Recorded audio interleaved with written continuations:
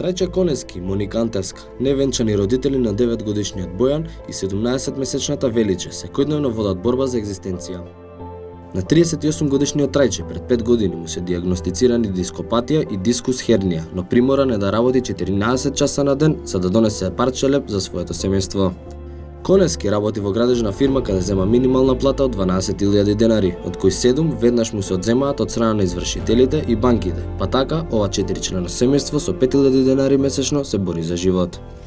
Работам по 15 сата, некогаш не ни јадам дома, за да има за нив и на работа, и комши знае дека на работа некогаш ме виделе дека јадам леп и шекер за да има за нив за двете. Ми одредија дископатија, дискохемија пред 4-5 години. Од третиот и четвртиот пршлен ми се уклештени и главниот нерв што ми е за десната страна ми е измеѓу тие двата пршлена. Ама ако нешто поеќе го оптоварам ногата и ми се укочува цела десна страна. Ако и тоа ми трае укочувањето од пола саат до саат, не можам да се движам никако. 9-годишниот Бојан пак исто така е диагностициран откако по совет на педагогот од основното училиште каде учи, неговиот татко Трајче го однел во домот за ментално здравје на деца и младинци и младост. Детето исто го носиме во болница Симпо, таа што е за ментално здравје, преку школа има заостаток на мозочето, не може многу да памти, брзо заборава и тоа што ќе го запамти, не може да го сваќа. Бојан секој ден 5-часовната настава ја слуша со празен стомак, бидејќи неговите родители не се во можност да му обезбедат пари за пристојна ужина. Што значи дете како дете си бара и да отиде у школа, треба да му дадеш да има савајле геврече или смоки, еве го овие 2 дена иде со 10 дена со смоки, до 12 сата, од 7:30 до 12 е со едни смоки. Колку му е доволно, толку му е. Значи сакам да му пружам повеќе, ама не можам за жал.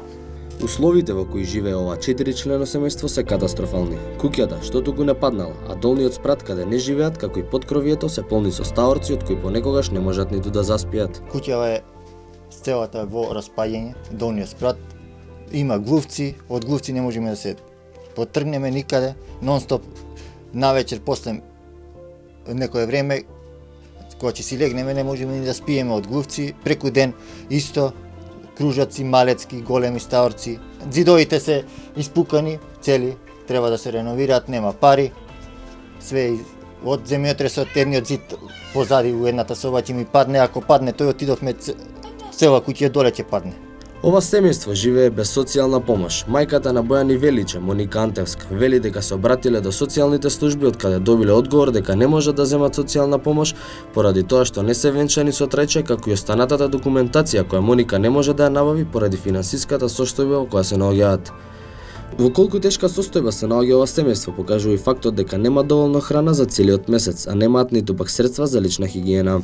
Нема се средства, 12.000 плата, што поправо, дали сметки, дали што поправо да се направи со тие 12.000, многу се ни големи сметки, а нема се, повеќе од тоа не се може. Социјално не можам да земам, не ми дава, документи не можам да исправам, бидејќи личната карта не ми е уште преку Скопје, преку Куманово ми е и не можам со тоа да направам ништо, треба да се вадат изводи, треба да се прават некои други работи, а немам средства за тоа да го извршавам.